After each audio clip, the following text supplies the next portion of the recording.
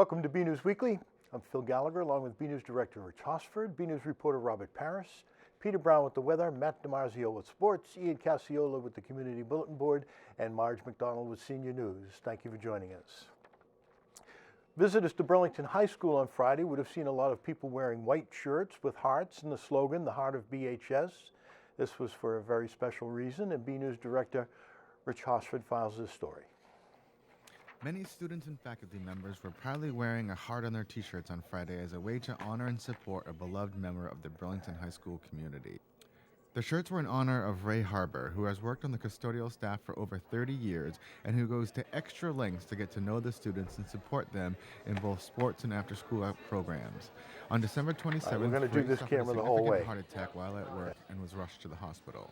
I was working here, Christmas vacation, vacuuming some rugs, took a heart attack.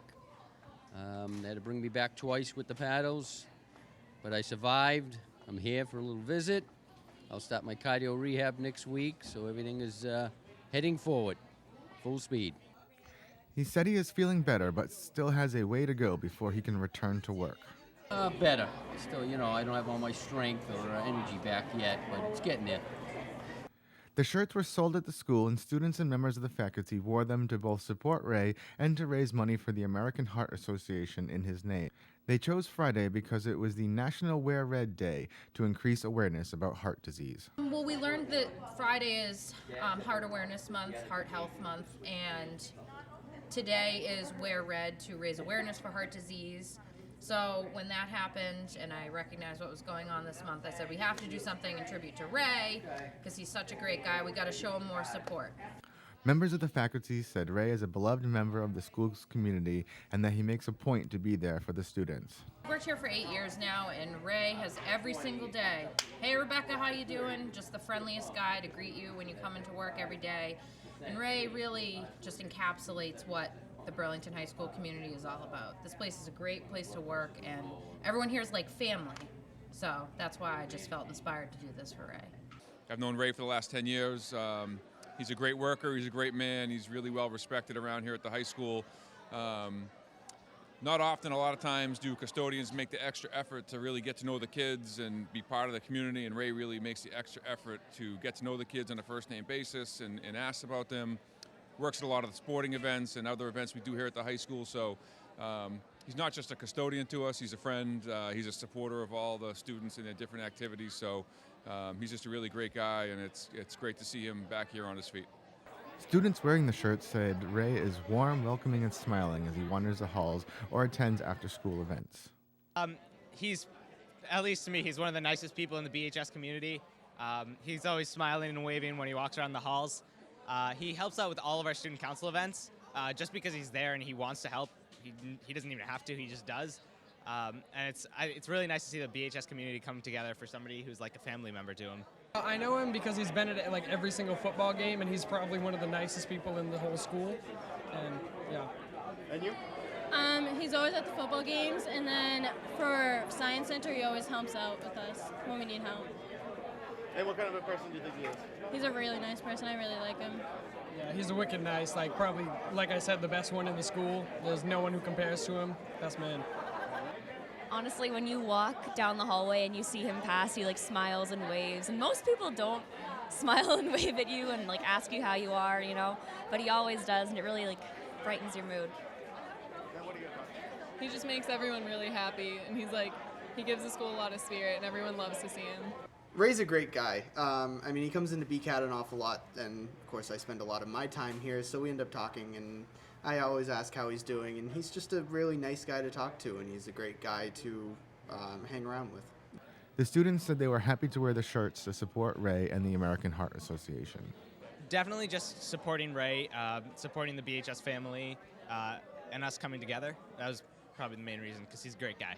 It means a lot because honestly, he was hit by the illness so quickly, and it happens to so many people. So the money goes to charity. So researching that charity could help so many people who are in the same situation.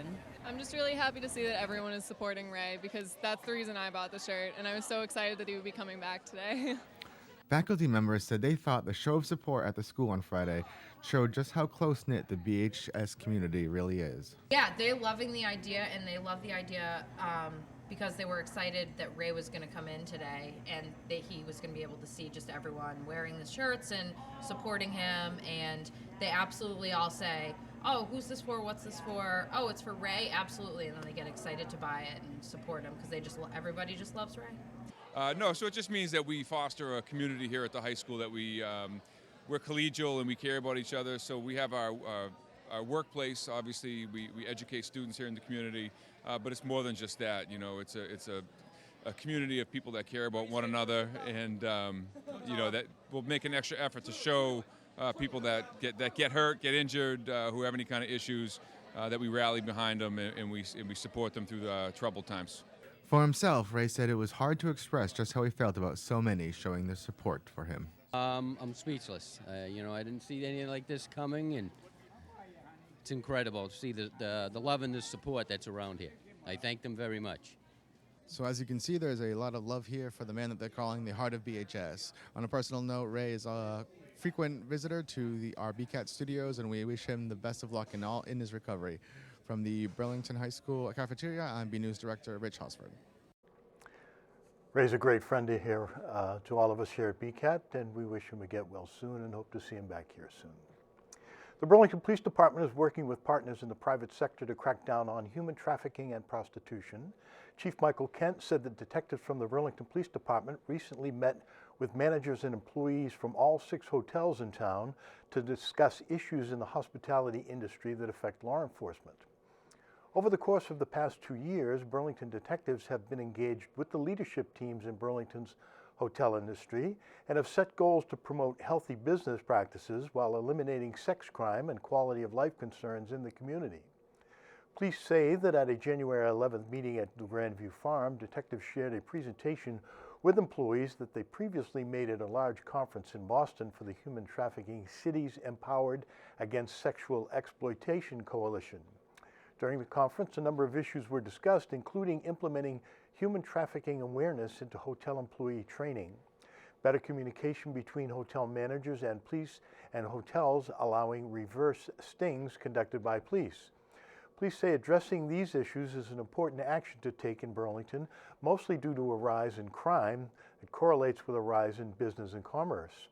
They say the growth of Burlington's hotel industry, 6 hotels online and 2 currently under construction, has spurred economic opportunities for the town and its business base, but with this growth has come an increase in crime. Recently, there have been several assaults and robberies, 2 confirmed cases of human trafficking, and the discovery of a drug lab in a Burlington hotel, the release states. There was also a 2014 murder at a Burlington hotel, and the meeting between the victim and her killers was coordinated online on a site that allowed for pay-for-sex ads. That site and others like it have been implicated in allowing for the spread of human trafficking. Burlington's town election is getting more competitive. As reported on BNews, 2 people had pulled papers for the town moderator's seat, incumbent Sally Willard and challenger William Byer, a former member of the Ways and Means Committee. Since that report, both have returned the papers with the necessary signatures to the town clerk's office, which places them on the ballot. In the Board of Selectmen race for 1 open seat, there are now 3 people who have pulled papers but have not yet returned.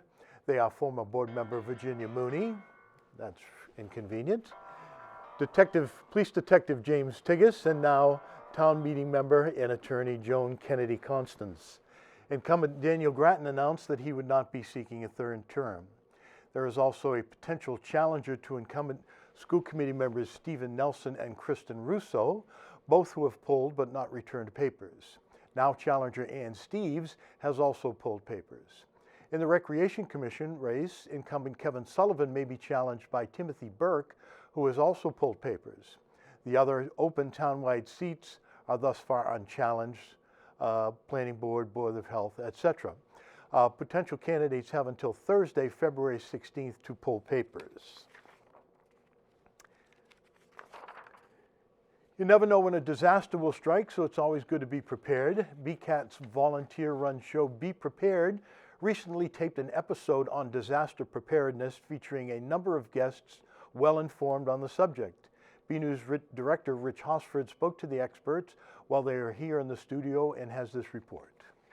Recently, the BCAT studio was a flurry of activity as volunteers and professionals in the realm of public safety and disaster preparation gathered to tape the latest episode of Be Prepared, a show put on by the Burlington Volunteer Reserve Corps. The program was hosted by Sandra Valtero, who worked long hours to bring everyone together.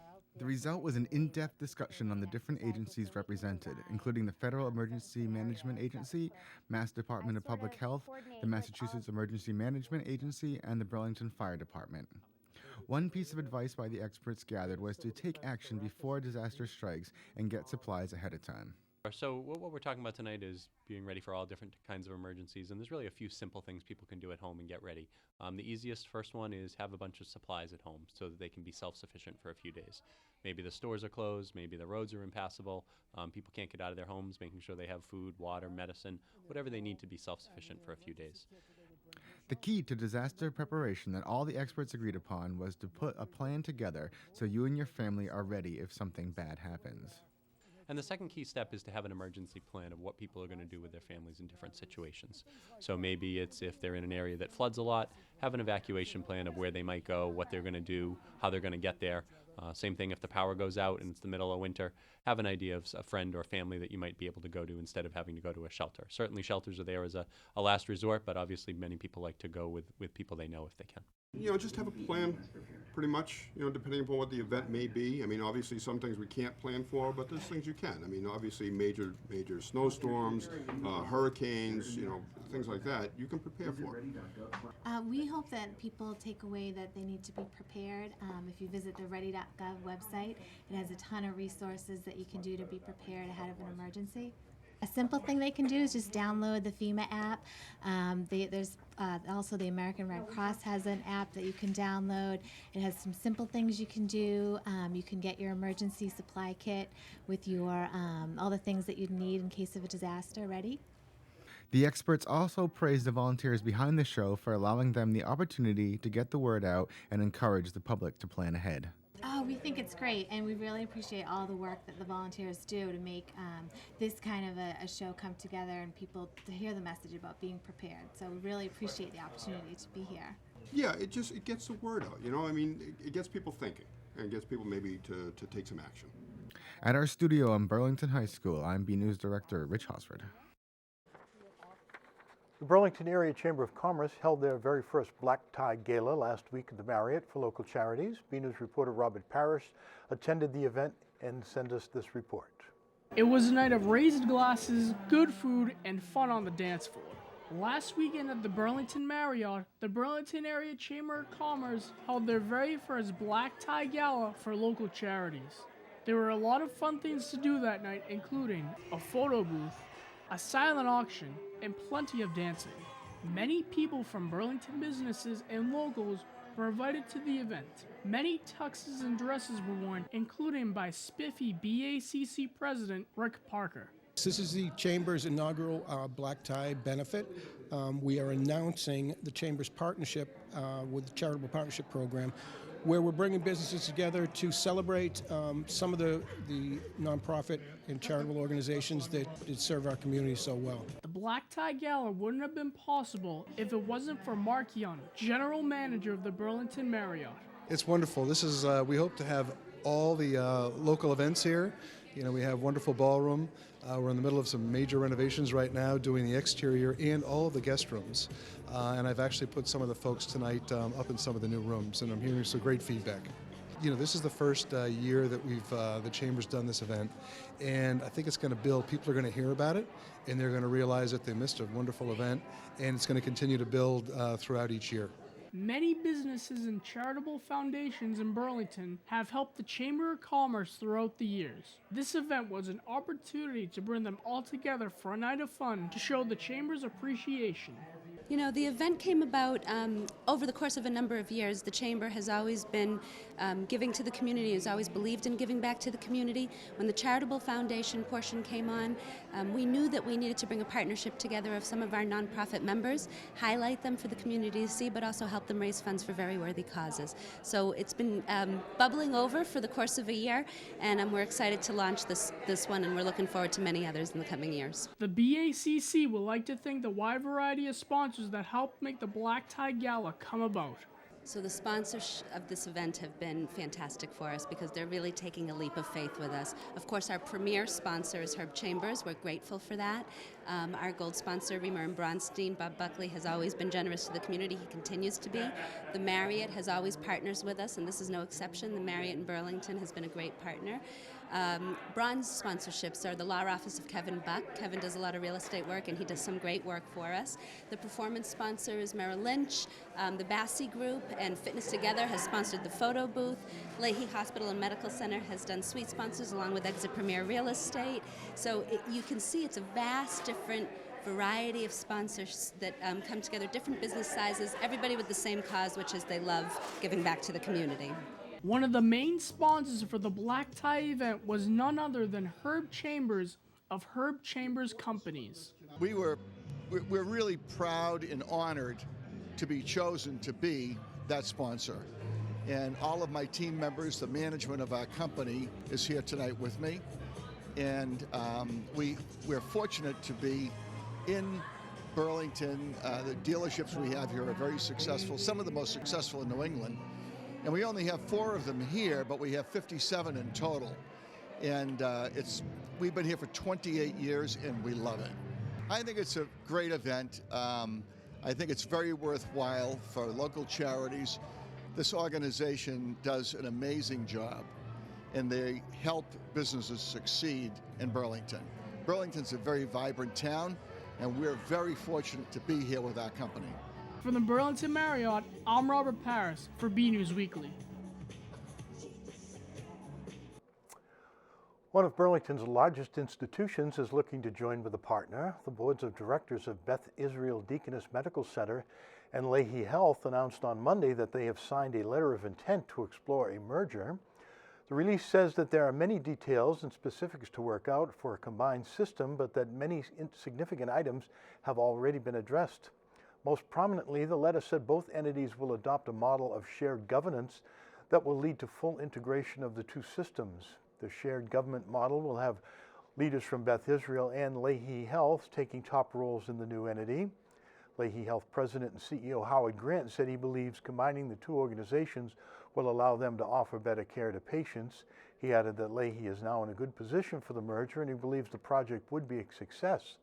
The combination of Beth Israel and Leahy systems will require various state and federal reviews and approvals, of course. The Burlington High School English Department posted a nice follow-up to a story we covered over 2 years ago. The department posted on its blog that they had received an update from Ferguson, Missouri, Public Library Director Scott Bonner, thanking the faculty and the students who helped raise money for the library. In 2014, the BHS English Department, led by English teacher Judith Crossman, put together a readathon to help support the public library in Ferguson, which was the town that was torn apart by the shooting of Michael Brown. Many people were using the library as a resource and a safe place to stay during the riots, despite its poor condition. The fundraiser was a huge success and raised over $1,000. There were also direct donations from the website. Recently, the department received an update from Bonner, the director of the library, letting them know how appreciative he was of all the donations that came in from across the country. He also said the library received roughly $450,000 from around the country, and he detailed how the money had been spent to upgrade. You can read the letter on our website at www.bcattv.org/bnews.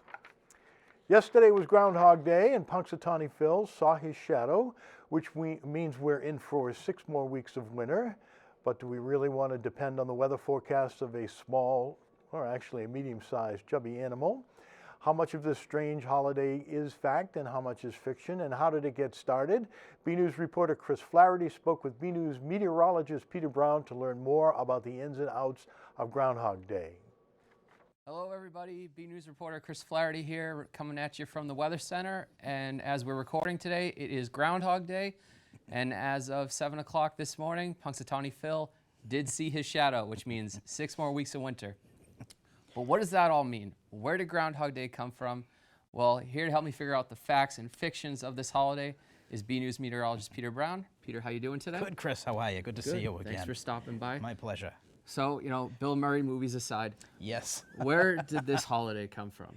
Okay, well, that's a question that people have asked a lot. They're saying, you know, it's such a strange holiday that we have. And apparently it began, as we can see here, back in 1887 is when the tradition began. And it was based on a Christian holiday called Candlemas. Okay. And this was a time when the clergy used to pass out candles to the people in local villages and everything. Interesting. And the length of the candle, we believe, determined the length of the winter again. And somehow, over time, the Germans actually developed a different way of looking at this, and they introduced the shadow of an animal, and it was actually a hedgehog in Central Europe at the time. And as those German immigrants came over to Pennsylvania, where a lot of them settled, especially in the area where Punxsutawney, the actual town, is, they actually did not have hedgehogs available, so they used a groundhog, which was the animal that was of choice there and looked very similar to it, and therefore we have the odd but very interesting tradition. It's interesting how we went from a candle to a rodent, essentially. Yes. But, you know, tradition's tradition, why break them? So, Punxsutawney Phil, he's been doing this for a long time. How accurate is this? Well, this is the place where, unfortunately, you know, if the groundhog could speak to me, he'd probably be not too happy. He's only been correct about 40% of the time since record keeping began. Wow. So it's not something great, but I'll tell you though, for a prediction that was based pretty much on the animal itself, that's actually not too bad when you think about it. I mean, for an animal weatherman, that's not too bad. Not bad at all, that's for sure. You know, I believe predicted 100 and something extended winters and about only 18 early springs. Only 18 early springs, and I think like 100, like you said, 102 drawn out winters. He's a real sore sport. Yes, yeah. If you like tropical weather, Punxsutawney Phil is not your biggest fan. That's for sure. And we're looking at the past couple of years, 2014, 2015, he predicted extended winters. Obviously, we know he was right in 2014. Oh, yes, he was. That's for certain. Oh, yeah. In 2016, he predicted an early spring. Again, are he was these correct. Accurate to what you predicted in those years, or? These were actually fairly on point, I'll tell you, especially what you mentioned about going into 2014, 2015. That certainly proved to be the truth. When he came out on February 2nd, that's of course here in the Burlington area, remember, when we were just starting to get buried with storm after storm after storm. God, yes. And then again, 2016, he was correct again. We had almost no snow the entire winter. So, I mean, he's been doing pretty well the past few years. Yeah. Well, now let's talk about 2017. You know, as we said this morning, he saw his shadow, 6 more weeks of winter. What does that mean for us going forward in a few months? And do you agree with Punxsutawney Phil's predictions? All right. Well, this is where I'm definitely on the spot, and I have some. He'll be. The whole world is watching. The whole world is watching, and they're seeing if I can outforecast the groundhog. Let's see. But I'll tell you basically what he said. So, of course, he saw his shadow again, which, of course, we've said he's seen a lot. Right. That's for sure. So he's predicting more winter-like patterns into the middle of March. Okay. And I like to tell people that it's interesting that he manages it. We're going to say that we have 6 more weeks of winter. We actually do have 6 more weeks of winter because winter winter ends in the middle of March, and in 6 weeks it will be the middle of March. So it's kind of interesting when they talk about that. But looking ahead, I'll tell you, if the winter continues the way it does, I think his record is once again in jeopardy, and he'll be down below that 40% range of accuracy. No, given the weather we've had so far this winter, I'm happy to have Phil wrong. It's been great. Yeah, and it's interesting you should mention even about that is this winter has been almost exactly the same as last year. And when we look back at the signals back in December, it looks like we were going to have at least a normal winter with lots of snow. Now, of course, like we saw, if Phil is correct, we still have the entire month of February and some of March to go, and we could certainly make it up in that time.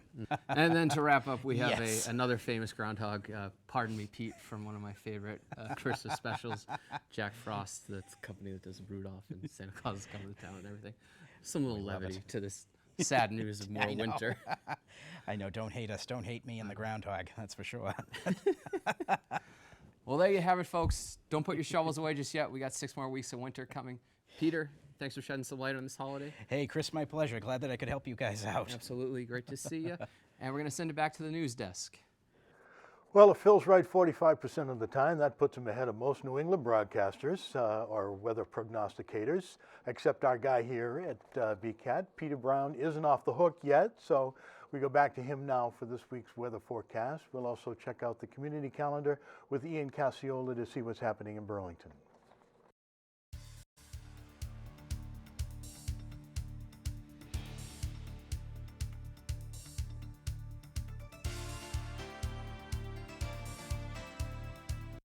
Well, hello everyone. This is Peter Brown with a look at your weather for the next 7 days, and here we are. We are into February. Can you believe it, how fast this winter's been going by?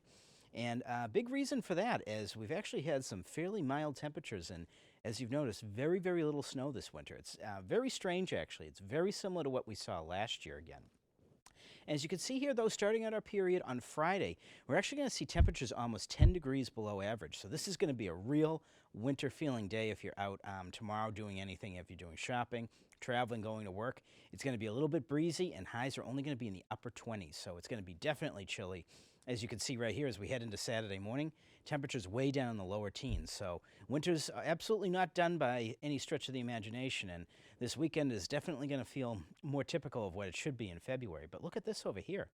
Our sunsets are finally after 5 o'clock in the afternoon now, so that is definitely a sign that we actually have only 6 weeks to go until spring. So that's definitely something to look forward to.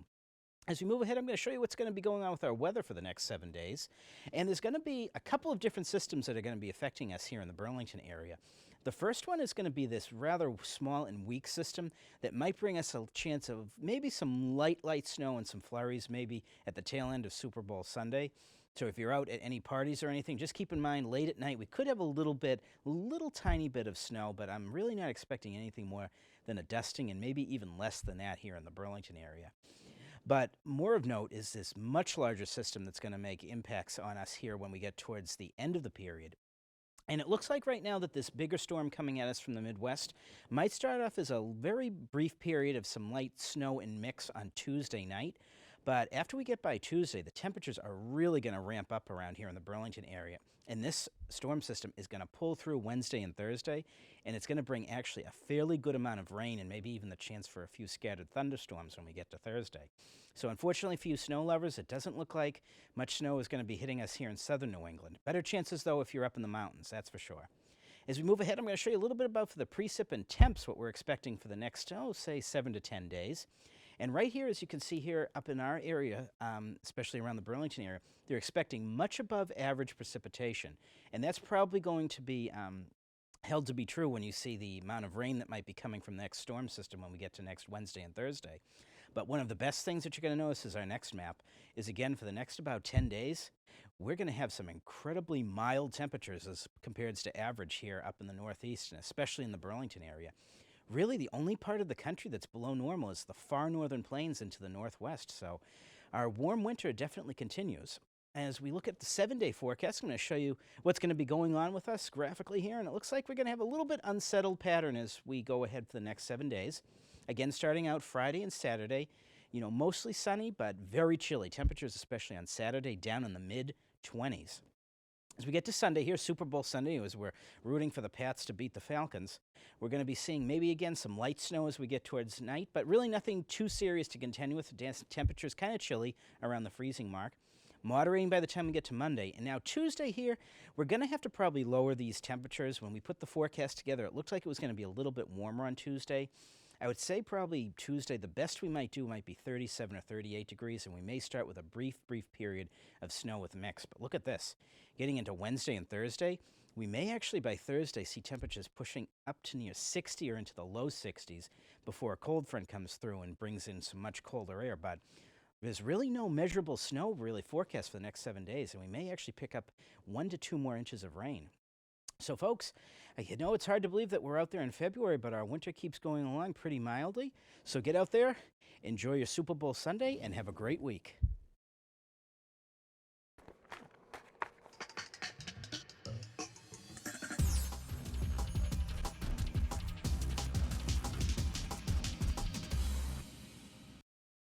Hello, and welcome to your community calendar. Are you looking for some musical entertainment? On Wednesday, February 8th from 7 to 10 p.m., Chops American Bar and Grill is having Natalia Jolly come perform. Natalia Jolly is a 19-year-old singer-songwriter from Wakefield, Massachusetts. Her music is a mix of classic rock, pop, and with a touch of country. Natalie began her music career at 8 years old when she started playing the guitar and singing. She has since taken up playing the piano and writing and recording for her own music. Everyone is welcomed, and for more info, visit chopsamericanbarandgrill.com or call 781-221-6643. Parents, are you and your family ready for a winter carnival? On Saturday, February 11th from 9 a.m. to 6 p.m., the Burlington Recreation Department is having a winter carnival as part of their 50th anniversary celebration throughout the year. The event will be held at Wildwood Park and Simmons Park. At Wildwood Park, there will be broom ball at 9 a.m., snowman contests at 10 a.m., and a snowball fight at 11 a.m. At the Simmons Park from noon to 5, there will be curling and polar mini golf. At 1 p.m., an ice sculpturing demo, 3 p.m., a chili cook-off, 4 p.m., turkey bowling, and 5:30 p.m., fireworks. Throughout the day, there will be ice skating and sledding. Everyone is welcomed, and the event is free. For more info, visit burlington.org or call 781-270-1695. Parents, do your children like Valentine's Day? On Monday, February 13th at 7 p.m., the Burlington Public Library will be having a Valentine's Day party. The event will have activities, games, and chocolate. Whether you like this holiday or not, it's still a great way to hang out with your friends. The event is free. The event is for kids in grades 6 through 12. For more info, visit burlington.org or call 781-270-1690. This has been your community calendar. I'm Ian Casciola. Back to you in the studio. Up next is BNews sports reporter Matt DiMarzio with the latest Red Devils action. Hey everyone, this is Matt DiMarzio here with your weekly sports report. The Burlington High boys hockey team has improved to 8-4-1 record after a recent stretch of 2 wins and a loss to a strong Arlington team. This past week, the boys hockey team took on Melrose at Casciola Arena, where they won 5-0. Now onto the wrestling mats, the Red Devils made a memorable senior night on Thursday, defeating Salem by a 47-6 score. Co-captains John Larson and Ed Stanton both had victories for the Red Devils. Burlington's George Haddad also pinned his opponent in 3 minutes and 16 seconds at 145 pounds. The wrestling record is now 5-12-1. Now onto the Red Devils track team. The Burlington High boys track and field team won its final regular season meet against Wilmington last week in Lexington, 63-23. Burlington won 7 of the 10 events in all, sweeping 2 and taking first and second in 2 others. BHS finished second to Wakefield in the Middlesex League's Freedom Division with a 4-1 record. The Red Devils swept the 300-meter dash. Michael Pavo won in 38.15 seconds. Ben Margalit was second in 40.27 seconds, and Timmy Pinkham was third in 41.17 seconds. Now onto the basketball. The Red Devils are 5-8 with 7 games remaining and must finish 5-2 in their last 7 games in order to qualify for the state tournament. The final push started on Tuesday at home against Lexington and will be on Friday when Watertown visits BHS. Senior Mike DiMartinez is closing in on 1,000 career points, and entered the week with 916, needing 84 more to achieve the prestigious milestone. Tonight, the Red Devils will be heading to Watertown at 7 p.m. That's all for now. I'm Matt DiMarzio, and back to you guys in the studio. There is always a lot going on at the Senior Center. We go now to Council on Aging Director Marge McDonald for the latest senior news. Hello. February may be a short month, but I'm amazed at how much we've packed in to keep everyone busy. On Monday, February 6th at 1 p.m., some of the residents from Leahy Health will be at the center for a discussion and listening session. They want to learn from you as you learn from them. This is your chance to help mold our doctors as they learn what we need from them when we're sick. They will also talk about resources to help you through a hospital stay or illness. Lunch will be served, and there are still some seats open. On Tuesday morning, the 7th, Dave Adams of AFC Urgent Care will be presenting information about the urgent care model and why it sometimes makes more sense than going to an emergency room or waiting for an appointment with your doctor. On Wednesday afternoon, we have Hospital and Rehab Survival with Joanne Thibault of Elder Insider. Due to a conflict, this will take place in the function room on the recreation side of the building. On Monday the 13th, we are showing Yours, Mine, and Ours with Lucille Ball and Henry Fonda at 12:30. On Valentine's Day, February 14th, we are having a Valentine's Day party at 2 p.m. put on by Erland Construction. They came last year and it was wonderful. They are planning on food, music, and even dancing, so you don't want to miss it. You even get points for taking your wife or girlfriend out on Valentine's Day. On Wednesday the 15th at 1 p.m., we have someone from Health South in Woburn coming to talk about falls and balance, something we could all use a little help with. On Friday the 17th, we are closing the Senior Center and taking a day to go on a retreat, recharge our batteries, and make sure we are all working toward the same thing. We should come back to work after the long President's Day weekend with a new and recharged attitude. We apologize for the inconvenience of closing for 4 days due to it also being the holiday on Monday the 20th. We come back with a bang on Tuesday, though, with a puppet show you can bring your grandkids, great-grandkids, or just yourself to, with Pumpernickel Puppets with puppeteer John McDonough. These aren't just sock puppets, these are life-size puppets John McDonough makes himself. This performance is co-sponsored by Mother to Mother. Look out for the newest scam, although I'm surprised it took so long to come out. The scammers call you and say, "Can you hear me?" What you don't know is if you answer with yes, they are recording your answer, and then they can use your voice to open accounts in your name over the phone. So if you answer the phone and someone says, "Can you hear me?" don't answer. Just hang up the phone. That's all for now. Happy Valentine's Day, and I hope to see you at the Senior Center. Another week, another photo to highlight. This week's photo was a bit of the old Where's Waldo game to it. Taken last April, it's also a good reminder that spring is coming. The photo was sent in by reader Ed Hastings, who says that somewhere in there is the family dog. It's hard to spot, but you can find him if you look hard enough. Can you see him? Thank you, Ed, for the photo, and when summer comes around, you can be sure we'll be coming over to jump in the pool.